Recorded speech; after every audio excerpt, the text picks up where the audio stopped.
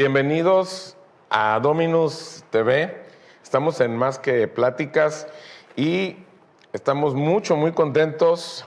Tenemos a Abel Balistieri. Bienvenido, Abel. Qué bueno que estamos arrancando este programa. Bienvenido a México, a Puerto Vallarta. Muchas gracias, gracias. Saludos a todos los que nos están viendo en este programa hoy también. A Argentina, a Colombia, a todo México y a otros países. Así es, hasta donde lleguemos. Muy bien, muy bien. Bueno, pues hay muchas cosas que preguntarte, Abel. Queremos aprender, conocer, saber. Y bueno, yo tengo un tema que me interesa mucho, que tratemos de desmenuzarlo. Sé que tenemos muy poco tiempo, pero queremos primero que nos digas, que nos platiques qué cosa no es la gracia. Y luego te voy a preguntar qué sí es la gracia. Pero primero dinos qué no es la gracia. Sí, yo creo que tenemos mucha información sobre esto en nuestros días, porque creo que para muchos la gracia de Dios vino a ser un versus, como tratar de reemplazar algo equivocado. Yo siempre he dicho que lo que está equivocado no puede enseñarme ni el sí ni el no. Es decir, lo que es falso no viene, nada verdadero vendrá de lo que es falso. Entonces, a veces la gracia vino a ser para mucha gente o una generación el poder salir de ciertos sistemas religiosos opresores o legalistas. No voy a entrar en detalles sobre eso, aunque hay mucho para hablar, sobre cómo una generación observó estos sistemas. Pero platícanos un poquito para entender esto más. Sistemas de legalistas en donde la iglesia era vivida más bien como una lista de requisitos para realmente llegar a agradar a Dios, y gran parte de esos requisitos se basaban en reglas de vestimenta, de comportamiento, de cuestiones también éticas. Algunas llegaron a ser extremas. Yo a veces oigo historias de formas en que la gente vivió el Evangelio de una manera, llenos de manipulación, llenos de escenarios realmente tristes que nada tienen que ver con lo que resulta verdaderamente del Evangelio, donde un corazón llega a gustar el señorío de Dios en su vida, pero no en forma de imposiciones o de requisitos, sino por causa de la vida misma de Dios, que también hace morir en nosotros las esclavitudes de la vieja vida, la falsedad de la vieja vida, de un yo que es falso ante los ojos de Dios. Pero, o sea, estamos hablando de organizaciones evangélicas que hacen sus reglas para que las personas, si las siguen y si las aceptan, de alguna manera ellos crean que son aceptados por Dios. sí, inclusive yo creo que algunas de esas reglas a veces venían de corazones bien intencionados que, habiendo experimentado de alguna forma lo que significa la santidad y queriendo que otros experimenten esa forma, a ver, creo que por más que sean bien intencionados, si es algo que no viene de Dios, no sirve finalmente. Y vino también a nacer una manera de creer que la gracia es Dios acepta todo y te quiere como eres y no tienes que cambiar las cosas, o formas de gracia incorrecta como bueno, la ley ya no es vigente, ya no hay más ley, ahora tenemos gracia. Entonces, ahora tenemos perdón abundante, Dios perdona tus pecados pasados, presentes y futuros. Entonces, una manera de entender la gracia que es extraña al Evangelio, no condice, porque a veces esta manera de entender la gracia agarra algunos versículos de la Biblia, incluyendo no solo de las Escrituras, de la ley, de los profetas, sino aún de las cartas apostólicas, donde las cartas apostólicas también son extremadamente claras y contundentes con respecto a qué pasa y qué consecuencias tiene el pecado en el corazón y las obras de la carne, ¿no? Entonces, lo que no es la gracia es una serie de enseñanzas que los hombres hemos creado en nuestras organizaciones para ciertos fines, por así decirlo. Como hacer más aceptable o más light o más fácil vivir el Evangelio sin tener que salir de las cosas del mundo. Y hay mucha gente que tiene la gracia como un argumento en su corazón, pero finalmente viven para sí mismos y no les molesta vivir para sí mismos. Porque una cosa es que una persona se encuentre en un momento de su vida cristiana, wow, me doy cuenta que vivo para mí. Y me molesta porque encuentro que eso es esclavitud, encuentro que en eso no está el amor de Dios. Pero ¿qué pasa con aquel que por causa de sus argumentos acerca de la gracia, aparece el amor al mundo como algo normal? Entonces, toda aquella enseñanza que se dé desde un púlpito, desde una congregación, desde una iglesia local, donde enseñe cualquier cosa que se anteponga a la vida misma de Jesús, reinándote, gobernándote como lo primero o lo principal de tu vida, todas esas enseñanzas que se presentan como alternativas, eso no es gracia. Así es, así es. Entonces tendré la oportunidad realmente de encontrarme con la actividad propia de la gracia en el corazón, ¿no? Que se vuelve en mí un poder, un poder. Okay. Te voy a hacer otra pregunta. Sí. Nosotros, la humanidad entera, entró al conocimiento de un nuevo testamento, un nuevo pacto que hizo Cristo con la humanidad. Ya no solamente era con un pueblo, con una nación, sino ahora ya con todos los que no pertenecían a ese Israel. Y esa gracia la podemos ver en el Antiguo Pacto. Esa gracia la podemos descubrir en dónde empezó la gracia, dónde inicia la gracia y qué cosa es la gracia. A ver, platícanos. Bueno, hay un punto donde hay una palabra profética en las Escrituras que dice, yo los amé y me dijeron, ¿cómo nos amaste? Y Dios les dice, ¿acaso no aborrecí a Esaú? ¿No? Y amé a Jacob. Y esa forma de entender el amor de Dios como una elección de lo que es para Dios aceptable, ¿no? Esa manera de entender el amor, y ahí puedo yo encontrarme con de tal manera amó Dios al mundo. No como que ahora lo que Él aborrecía empezó a amarlo, sino sacándonos a nosotros de lo que Él aborrece. Por lo cual yo creo que la gracia inicia su obra en un corazón que por la luz de Cristo apareciendo en su corazón puede ver claramente todo lo que es aborrecido de Dios, y él mismo empieza a experimentar ese aborrecer y ese amar la vida que viene de Dios. Entonces, creo que en alguna forma la gracia de Dios sí viene como algo que alivia, puede ser, que alienta, pero también por momentos su actividad propia llevará a clamores, a dolores, a lágrimas. O sea, tiene toda esa actividad. O sea, viene para que no haya condenación, pero luego viene a juzgar en el corazón y a sentenciar. Todo eso es gracia. Ok, vámonos a ir al principio y vamos a buscar ahí la gracia. Vámonos con Adán. Bien. Allá, no sabemos la historia,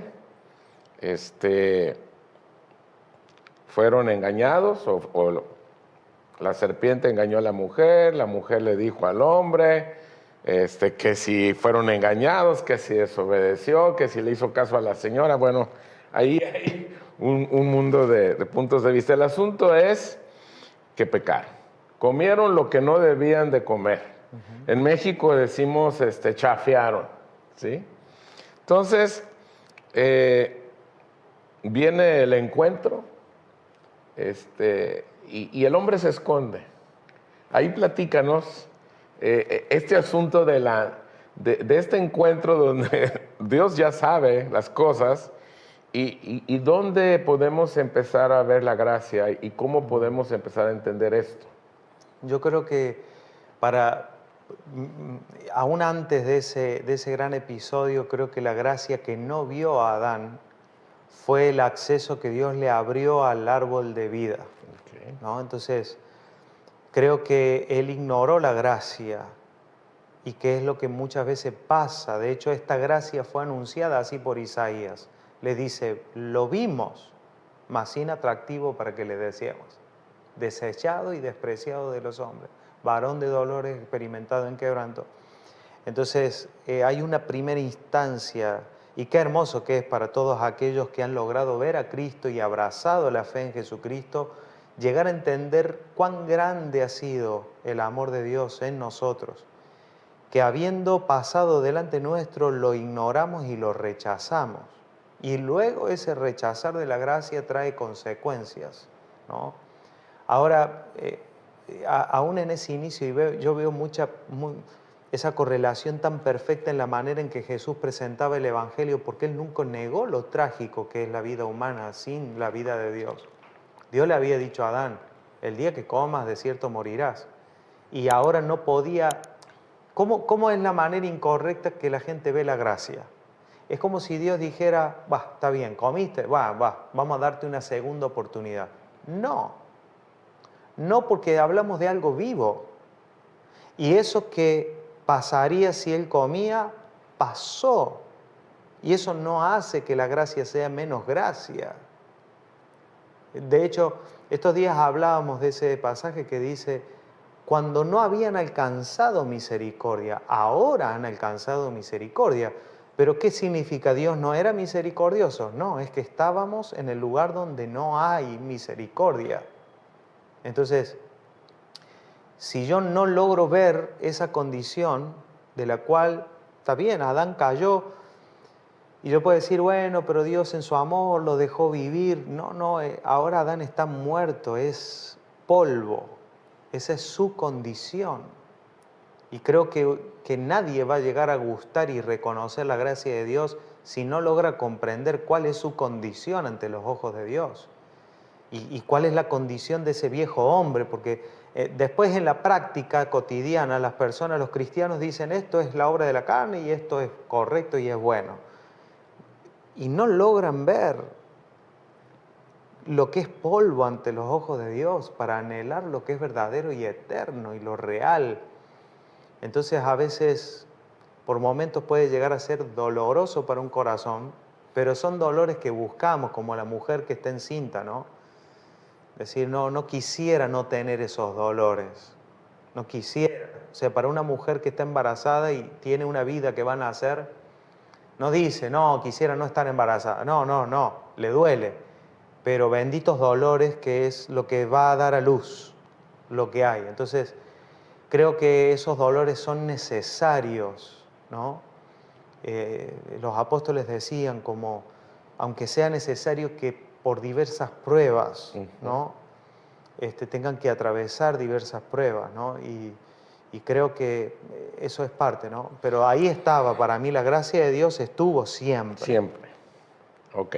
Ahora, la gracia va más allá de una enseñanza, de una doctrina, de un dogma.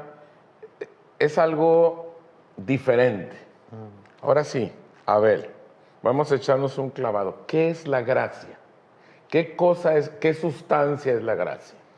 Me gustaría responderle a la pregunta con otra pregunta, es ¿quién es la gracia? Okay. Entonces, ¿por qué? Porque si bien la gracia de Dios en la antigüedad fue anunciada, ¿no? Anunciada en el cordero que fue acepto como en Abel, en el arca que fue provista, ¿no? Fue anunciada en la elección de Saúl cuando Dios lo escogió de la tribu más pequeña. En la elección de David, traído como alguien que era imposible que fuera un rey, o sea, la gracia de muchas formas fue anunciada, ¿no? Mostrando lo que es agradable a Dios y lo que Dios quiere y cómo Dios se escoge de lo que no es para deshacer lo que es. Así fuimos traídos nosotros de muerte a vida. Pero yo puedo hallarme en la gracia cuando me encuentro en Cristo. Entonces en Cristo está la gracia, fuera de Cristo no hay gracia. La luz está en la luz, ¿no? Creo que los que hallan que esta gracia que provee, ¿no? Dice, el que andar en este camino, por más torpe que sea, No sé. porque encuentro el camino que es la gracia, aunque ese camino venga a ser estrecho.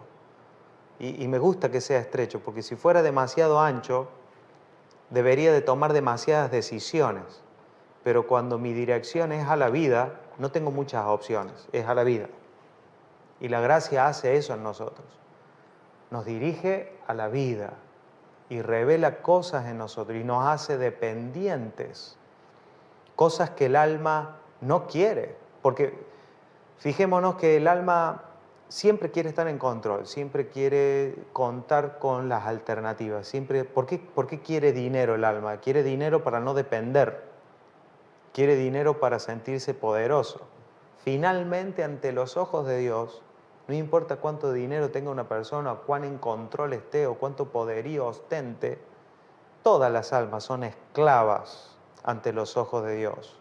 Están esclavas del mundo, del pecado, de la muerte, del temor a la muerte, de las tinieblas. Todas esas esclavitudes están en el alma.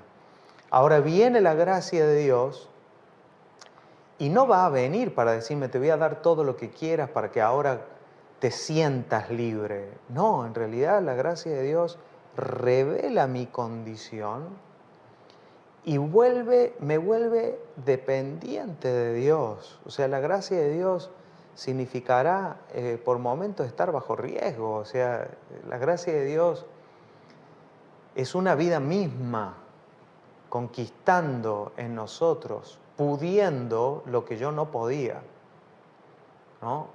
Es lo que puede en mí, es lo que puede vencer, es lo que puede triunfar. Entonces, la gracia es Cristo mismo demostrándose o demostrándome a mí quién soy yo y cuánto yo necesito de Él para yo poder caminar en ese diseño, en ese camino, en esa asignación que Él ya tiene totalmente diseñada para cada uno de nosotros. Entonces, la gracia entonces no es una doctrina, no es un dogma, es Él en una realidad en mi caminar, en mi vida de fe, y esto lo voy a entender en la medida en que yo vaya desarrollando esta vida. Así, y de hecho, creo que no está de más que hablemos de esto. Es bueno que hablemos. Quizás las palabras que estamos diciendo para alguien que está oyendo le sea útil. Después puede haber otro que experimentando esa gracia diga, bueno, pues yo lo diría así en realidad. ¿Ven? Porque es muy fácil decir, bueno, que no es doctrinal, pero finalmente lo que estamos haciendo es hablar. Aunque a este programa le hemos puesto más que pláticas, porque no queremos que esto quede solo en conversaciones. Y es una manera de decirle a la gente que lo que buscamos no está en las palabras. Y es bueno, yo he visto a muchas personas que al oír expresiones sobre nuevo pacto, la gracia, la obra consumada de la cruz, se aprenden las frases que yo no voy a juzgar eso, porque no me toca juzgarlo. Sería terrible que nos conformemos con eso y que no querramos la vida misma. Entonces, y decirle a una persona que quizás está allí escuchando hoy, que estuvo por muchos años expuesto a la gracia, leyó libros de la gracia, oyó mensajes de la gracia, sabe sobre la gracia, predicó sobre la gracia, pero todavía ve esclavitudes en su corazón. Decirle, no dude ni un segundo en volverse un niño ante el Señor y decir, no sé nada de la gracia. Ni un segundo. Es que una de las cosas, Abel, con las que nos hemos complicado o topado en este caminar, es que a veces las palabras son insuficientes o muy limitadas para tratar de explicar una verdad, una realidad espiritual y tratar de poner en palabras cosas eternas que, aunque creo que sí pudiéramos encontrar las palabras, no alcanzaríamos a decirla en toda la magnitud de esta verdad. Y yo creo que enseñar gracia, predicar la gracia y vivir en la gracia es una de las cosas más difíciles por la condición humana de decir, a ver, pero dime que sí y dime que no. A ver, pero esto sí o esto no. Porque tú como que me dejas las cosas como muy sueltas. A ver, no me lo dejes suelto. Dime que sí, dime que no, ¿verdad? Porque esa es nuestra condición y ese es el lenguaje con el cual nosotros tratamos de dar a entender algo que es la vida misma de Jesús, llevándonos de la mano y a la vez haciéndonos que nos veamos a nosotros mismos en un espejo para decir qué tanto tengo de Él y qué tanto puedo seguir absorbiendo de Él en este caminar. Así es. Por eso nos habla de un espejo. Así es. Sí, de hecho, yo por muchos años he predicado y decir, bueno, tenemos que ver a Cristo en nosotros. Tenemos que ver a Cristo en nosotros, pero por allí nos perdemos de que a veces ese espejo también mostrará lo que no es de Él. Y eso que no es de Él es un yo también. Es un yo. Y es gracia. Y es gracia. Así es la gracia, claro. Porque te muestra lo que es. No hay ¿cómo dicen? Photoshop, no hay filtros. Así es, sí. Y llevará para aquel corazón que no está dispuesto a negociar, le llevará a gustar el poder que sí puede vencer y hacer morir las obras de la carne, las cosas del viejo hombre, pero está bien que los apóstoles decían el viejo hombre y luego el apóstol Pablo dice, ya no vivo yo, mas vive Cristo en mí. También haced morir lo terrenal. En esta ocasión el apóstol Pablo lo muestra como algo externo, ¿no? Antes les dice, ya no vivo yo, pero también les dice, hagan morir lo terrenal en ustedes, ¿no? Entonces alguien podría tomarlo filosóficamente y decir, pero si hago morir lo terrenal en ustedes. Bueno, pero los ustedes no tienen que desaparecer. Es que no es dogmático esto. No es filosófico. Sí, está como lo que dice que no somos perfectos y lo dice, pero todos los que somos perfectos, ¿verdad? Claro, claro. Y decir, ¿por qué dice somos y ya no vivo yo? Entramos en una cuestión filosófica que hasta que no se vive, no se experimenta lo que es esa muerte a un yo. Para que, dice, el amor de Cristo nos constriñe pensando esto, que los que viven ya no vivan para sí, ¿no? Entonces ahí sí comenzamos a ver que algo que vive en mí y no vive para sí mismo y comenzamos a ver que hay una vida que no vive para sí. Esa vida contundentemente es claramente distante a cómo el alma vive sin vida espiritual. Claramente se diferencia. No hay grises allí, porque a veces los cristianos viven su crecimiento en el Señor como una escala de grises. Una escala de grises. Entonces acá tengo un hombre carnal, vive para sí mismo, y allá tengo un santo. Entonces acá, ¿qué tengo? Una escala de grises. No es así. Cristo no se mezcla. No hay tal cosa como soy pecador y entre tanto que llego a ser santo. No, la santidad es santidad. Y la vida espiritual es santa y pura. Y el llamamiento es santo. Pero entonces ahí es donde la palabra de la gracia viene a mostrar claramente lo que para Dios es muerte y es esclavitud. Y no hay misericordia con eso. Entonces, ¿cuál es mi esperanza en Cristo? Que yo tampoco tenga misericordia con lo que está fuera de la misericordia de Dios. Que yo en mi corazón no hay misericordia con lo que Dios no tiene misericordia. No hay convivencia. Jesús dijo, hagan salir, o sea, así como su Padre hace salir su sol sobre justos y sobre injustos. Amen a sus enemigos, bendigan a los que les maldicen. Entonces yo ahora me encuentro en mi corazón con una emoción que no busca bendecir al que me maldice, sino que busca su propia justicia, busca su propia venganza, su propio confort. ¿Qué voy a hacer cuando eso es expuesto en mí? ¿Lo voy a justificar? ¿Voy a hacer alianza con eso? ¿O viene la palabra de la gracia y pone a luz? Entonces yo allí se espera de mí que yo sea contundente. Señor, tú condenas esto, yo también, o sea, rindo mi vida a ese juicio.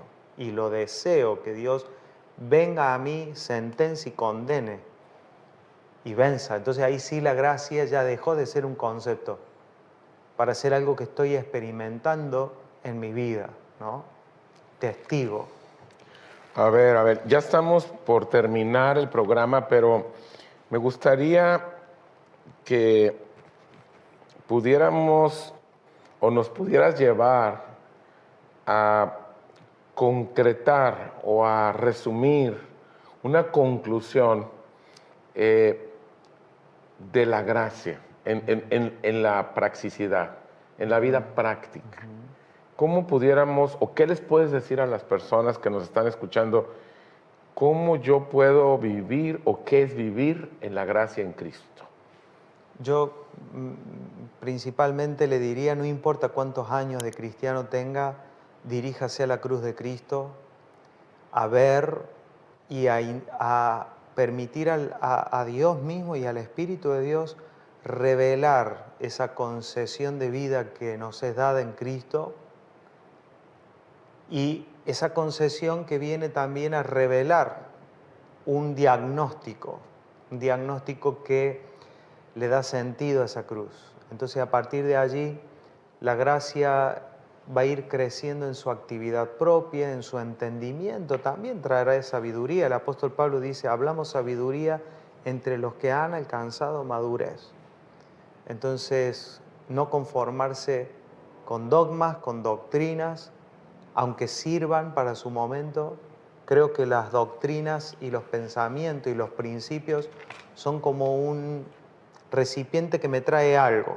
Si en el pasado me trajo algo útil, listo, pero al recipiente hay que despreciarlo para quedarme con la sustancia. ¿Qué me sirvió hasta acá? Para permanecer en la fe, para persistir, porque uno de los problemas que tienen los dogmas son los inconstantes. Los que son inconstantes, esos son los que tuercen las Escrituras para su propia perdición.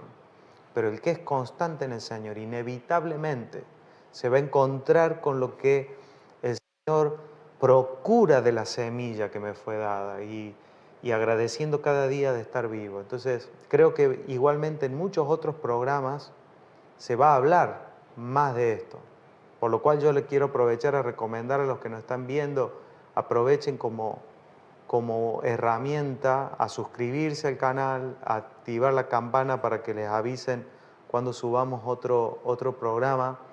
Vamos a hablar mucho de la gracia de Dios, del nuevo pacto, pero siempre siéndoles plenamente sinceros. La gracia de Dios nunca va a estar en palabras o en dogmas, sino en la experiencia viva de Cristo creciendo en el corazón. Y el consejo es, presten atención a la palabra de la cruz, a ir a cuál es la oferta, entre comillas, la propuesta misma de Dios, que posiblemente nuestra alma menosprecia, porque no viene a convencerme, ni a atraerme, ni a persuadirme, viene a revelar lo que es verdad y a otorgar algo que está vivo. Pues más claro ni el agua. Muchas gracias, Abel. Creo que estamos tocando el tema de la gracia. Sé que hay muchísimo más, como bien lo dices.